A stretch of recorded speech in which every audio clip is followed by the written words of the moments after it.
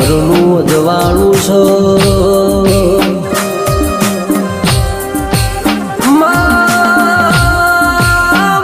જેને મજૂરી ખાતર મલખ મેલ્યો હોય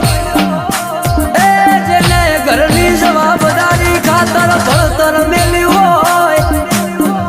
એ જેનું ખોવાઈ ગયું હોય ન તારા સિવાય બીજું ખોળનાર મળણીમાં